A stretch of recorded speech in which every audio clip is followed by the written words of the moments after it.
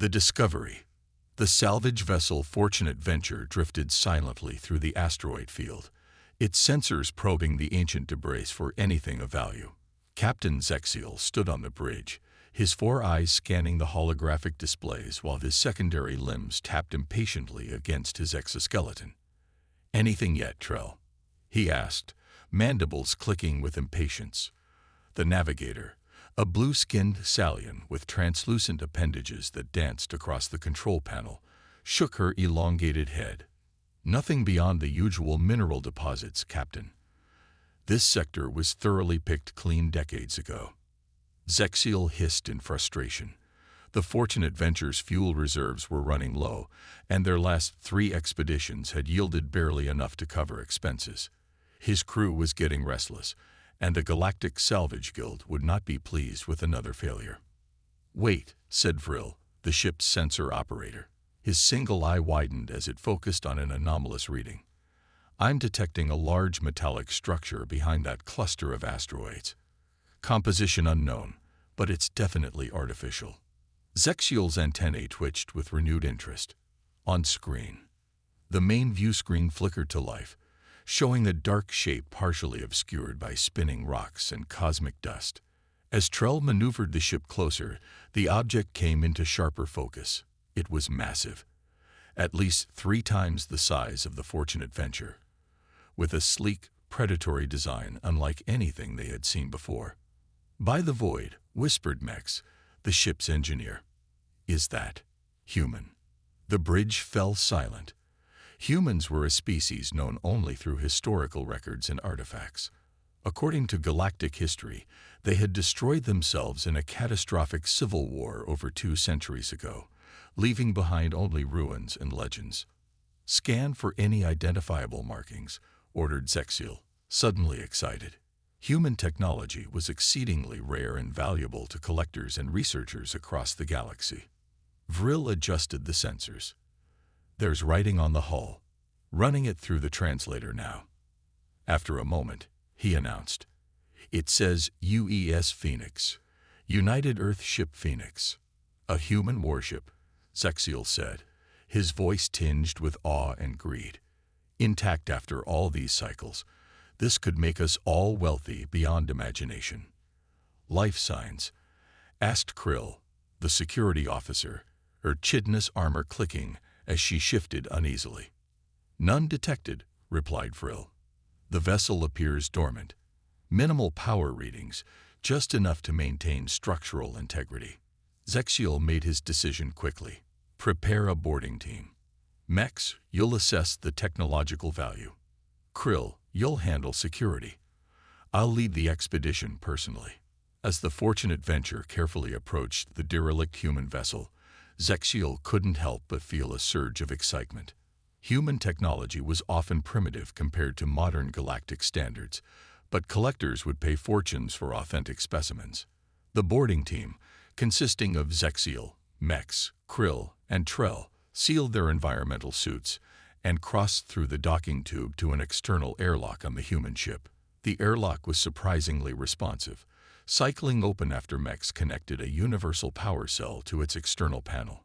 "Remarkable preservation," Mex noted, her sensory appendages waving excitedly.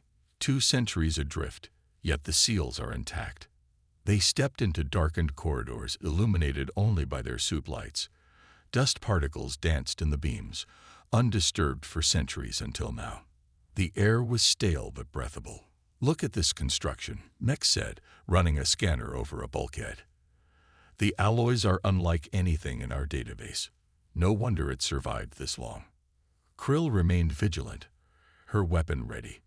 Remember, humans were known for their military innovations.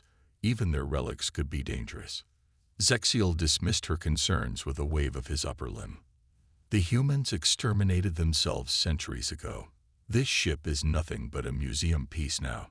As they moved deeper into the vessel, following schematics displayed in their helmets, something unexpected happened. Dim emergency lights began to flicker on along the floor, casting an eerie blue glow through the corridors. "Did anyone activate something?"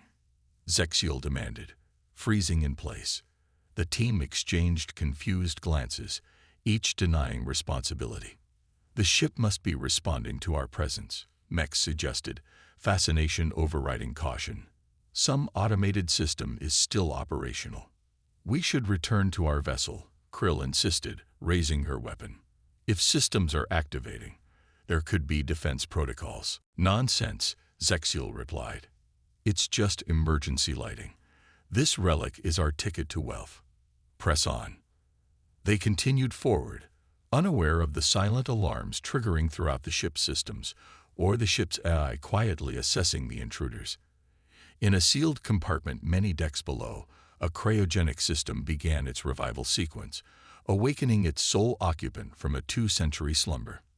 The salvage team located what appeared to be the ship's command center. Consoles lined the walls around a central chair, all dark and dormant. Mex immediately began examining the technology, connecting diagnostic tools to various interfaces. Fascinating, she murmured. The technology appears primitive at first glance, but these components, they're unlike anything in our records. The design principles are completely foreign. Can you activate it? Zexiel asked impatiently. I'm trying, but the systems aren't responding to standard protocols. It's as if. She was interrupted by a deep, resonating hum that suddenly vibrated through the deck plates. More lights activated around them, and several consoles began to glow with power. What did you do? Krill demanded, moving into a defensive position. Nothing. Mex protested. The ship is activating itself. A holographic display suddenly materialized in the center of the bridge, showing a 3-dimensional schematic of the vessel. Areas highlighted in red began turning green one by one, indicating systems coming online. We need to leave, Trell said nervously. Now. Before they could move, the main doors to the bridge sealed shut with a decisive thud. The aliens froze as a new sound reached them. Footsteps, approaching steadily from the corridor beyond. The sealed door to the bridge slid open, revealing a figure that stepped calmly into the room. The aliens stared in shock at the impossibility before them. A human, alive and alert, wearing a dark uniform with insignia on the shoulders.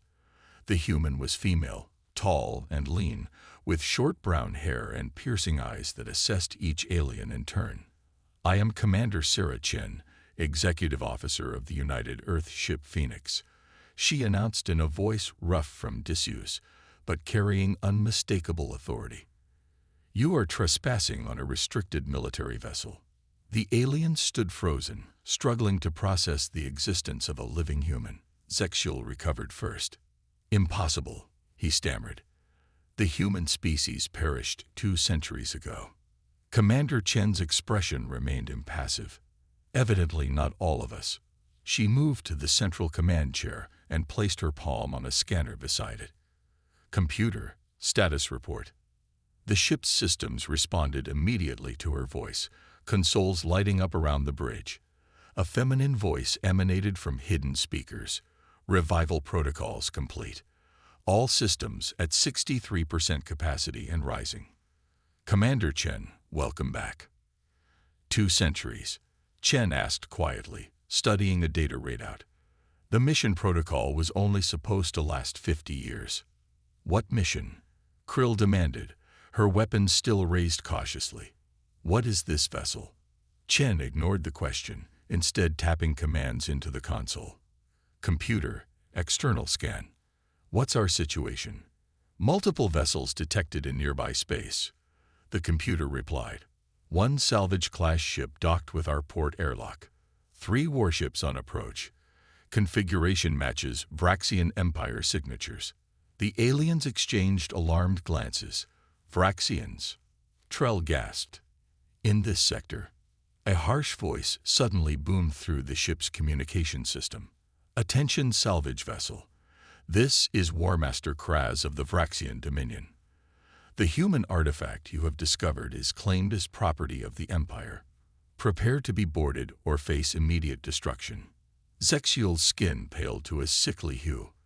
The Vraxians will kill us all and take everything. Commander Chen's eyes narrowed as she studied the approaching warships on a tactical display. The Vraxians. They were among our enemies during the collapse. She turned to the aliens. It seems we share a common problem. Your ship is a relic, Krill argued. It cannot possibly stand against modern Vraxian warships. A slight smile crossed Chen's face as she settled into the command chair. The Phoenix was never meant to be found. She was hidden here deliberately, with me as her guardian. She activated more systems with practiced efficiency. Computer, initiate combat protocols. Wake the Phoenix. Throughout the massive ship, dormant systems roared to life. The deck plates vibrated as massive engines powered up, and weapon ports unsealed along the hull. On the bridge, holographic tactical displays materialized around Chen's chair, showing detailed schematics of both their ship and the approaching Vraxian vessels. "You're going to fight?" Zexiel asked incredulously. "No," Chen replied, her fingers dancing across the controls as the ancient warship stirred from its long slumber. "We're going to win." The Awakening. The bridge of the UES Phoenix hummed with energy as Commander Chen worked the controls with practiced precision. The alien salvage crew watched in nervous fascination as holographic displays showed the 3 Vraxian warships closing in on their position. "They're entering weapons range," Trell observed, her translucent appendages trembling slightly. "Your ship may have been formidable in its time," Zexiel said to Chen, "but Vraxian technology has advanced significantly in 2 centuries. We should surrender while we can." Chen didn't look up from her console. "The Phoenix isn't what you think it is. Computer, give me a tactical assessment." Vraxian vessels are Dreadnought class, approximately 120 years old by their design signatures. The ship's A responded. Their weapon systems are primarily focused on kinetic bombardment and plasma-based energy weapons. Their shield technology operates on predictable frequency modulations. "Weaknesses?" Chen asked. "Their engines are vulnerable to targeted EMP bursts. Shield harmonics can be disrupted with properly calibrated phase variants. Their targeting systems rely on conventional spectrum scanning." Chen nodded. "Perfect. Implement Countermeasure Package Alpha. Bring primary and secondary defensive systems online." The alien crew exchanged confused glances. "What kind of relic is this?" Mex whispered to Zexiel. The communication system activated again, displaying the face of a Vraxian commander, a reptilian being with crimson scales and yellow eyes set in a face dominated by a protruding jaw filled with sharp teeth. "Salvage vessel, you will surrender the human artifact immediately," the Vraxian demanded. "You have 30 seconds to comply before we open fire." Chen activated the response channel. "This is Commander Sarah Chen of the United Earth ship Phoenix. The Vraxian Empire is in violation of restricted space. Withdraw immediately." The Vraxian commander's expression shifted from stern to shocked, then to amused. "A living human? This is unexpected and valuable. Your species is believed extinct, human. Your primitive vessel is no match for modern warships.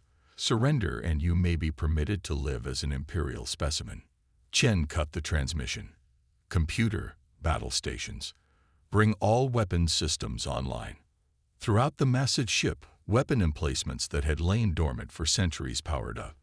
The Phoenix trembled slightly as its main engines ignited, breaking free from its hiding place among the debris. "They're targeting us," Trell reported, monitoring a sensor display. "All 3 vessels are charging weapons. Your salvage ship needs to detach," Chen told Zexiel. "They'll target it first." "And go where?" Zexiel demanded. "They'll destroy us the moment we try to flee." "Not if they're busy with us," Chen replied. She turned to Mex. "Your engineer should return to your vessel. When I give the signal, detach and move behind that large asteroid cluster at coordinates 227 Mark 43. Mex hesitated, looking to her captain. "Go," Zexiel ordered reluctantly. "Prepare the engines for emergency thrust." As Mex departed for the fortunate venture, the lead Vraxian warship fired a warning shot that flashed past the Phoenix, deliberately missing by a narrow margin. "Final warning," human relic, the Vraxian commander announced. Power down or be destroyed. Chen's fingers danced across her control panel. Computer, activate quantum shield matrix. A shimmering field of energy enveloped the Phoenix, unlike anything the aliens had ever seen. It wasn't the solid barrier of conventional shields, but seemed to ripple and shift like liquid light. That's impossible, Krill whispered. No shield technology can maintain that energy density. Vaporized any normal ship of the Phoenix's size. The energy weapons struck the quantum shields and seemed to simply disappear, absorbed completely with no visible strain. Shields holding at 97%, the computer reported calmly. No damage registered. The aliens stared in disbelief. Even Chen allowed herself a small smile. The Phoenix was the prototype for Project Lazarus, she explained, adjusting power distributions with practiced ease. She represents technology that was theoretical even in my time. When Earth fell, she was hidden away with me as her guardian, to be awakened when needed. For what purpose? Trell asked. To ensure humanity had a future, Chen replied simply. She opened a channel to the Vraxian command ship. Your weapons are ineffective. I am giving you one opportunity to withdraw. The Vraxian commander's face contorted with rage. Impossible. No human vessel possessed such capabilities. You never fought the Phoenix, Chen responded evenly. Power down your weapons and withdraw. Never, the Vraxian snarled. All batteries, maximum power. Destroy that human abomination. The Vraxian ships launched everything they had. Missiles, energy beams, and projectiles converging on the Phoenix in a storm of destructive force. Brace yourselves. Chen warned the aliens as she activated additional systems. The bridge trembled slightly, but the shields held firm against the assault. Shields at 92%, the computer reported. Minor fluctuations in aft quadrant, compensating. Chen nodded. Now it's our turn. Computer, target their primary weapon emplacements only. Disable, don't destroy. Targeting solutions ready, the AI responded. With precision that left the alien crew breathless, the Phoenix fired a series of short, controlled bursts. Each one struck a weapon emplacement on the Vraxian vessels with surgical accuracy, methodically neutralizing their offensive capabilities one by one. On the view screen, the Vraxian commander's expression shifted from rage to something the Empire rarely experienced. Fear. What manner of trickery is this? He demanded. Not trickery, Chen replied calmly. Just science you never bothered to understand. She turned to Zexiel. Tell your engineer to detach now and move to the coordinates I provided. Zexiel relayed the order through his communicator. Moments later, the fortunate venture separated from the Phoenix and darted toward the asteroid cluster. They're targeting your ship, Chen observed, watching the tactical display. Computer, deploy phase disruptors, pattern Delta. From the Phoenix, dozens of small objects launched silently into space, spreading out in a wide pattern between the salvage vessel and its pursuers. They appeared insignificant, barely visible on the tactical display. What are those? Krill asked. Phase technology, Chen explained. Another innovation that came too late to save Earth. As if on cue, the tiny devices suddenly pulsed with energy. Where they activated, space itself seemed to ripple and distort. The pursuing Vraxian vessels shuddered as they hit these invisible barriers. Their engines flared erratically, weapon systems discharged harmlessly into empty space, and communication arrays went silent. The disruptors create localized distortions in space-time, Chen explained. They interfere with their ship's control systems without damaging the vessels themselves. The aliens watched in amazement as the mighty Vraxian warships floated powerlessly, trapped in bubbles of disrupted space-time. Your ship, Zexiel said slowly. It's not a relic at all, is it? Chen shook her head. The Phoenix was the culmination of everything humanity had learned. When our civilization was falling, our final act was to ensure that something of us survived, not just technology, but knowledge, history, culture. I volunteered to be the keeper. But why reveal yourself now? Trell asked. You could have remained hidden. My mission parameters were clear, Chen replied. Preserve humanity's legacy until the time was right to share it. When your crew boarded, the Phoenix analyzed your species and determined you weren't threats. She gestured to the disabled Vraxian ships. They, however, are exactly why I was left here. Species that subjugate others, that destroy rather than create. The main view screen activated, showing the Vraxian commander's face again, now humiliated and fearful.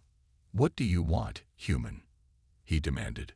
Return to your territory, Chen replied firmly.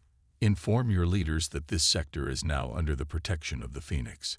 Any further incursions will be met with increasingly severe responses. After the Vraxian commander reluctantly agreed and the communication ended, Chen turned to the alien salvage crew. I could use allies who know the current state of the galaxy, she said. The Phoenix was designed to be operated by a minimal crew, but it would be more efficient with help. You're proposing an alliance? Zexiel asked, his antennae twitching with interest. Chen nodded. The Phoenix wasn't built just to fight. She carries the combined knowledge of Earth's civilizations, technology that could benefit peaceful species rather than conquerors. Her eyes met each of theirs in turn. I was tasked with protecting humanity's legacy, but that legacy was meant to be shared with worthy allies. Zexiel looked at his crewmates, who nodded their agreement. It seems we found something far more valuable than salvage, he said, extending a limb in the human gesture of a handshake that he'd learned from historical records. Commander Chen took his appendage firmly, completing the alliance. Today, the Phoenix rises again, she said, not as a relic of the past, but as a bridge to the future. As the salvage crew of the Fortunate Venture joined forces with humanity's last guardian, the ancient warship powered up its main drives, leaving the disabled Vraxian vessels behind. The Phoenix may have been considered a relic by those who discovered it, but as it accelerated toward the stars, it carried with it the promise that humanity's greatest achievements would live on, not as museum pieces, but as the foundation for a new beginning.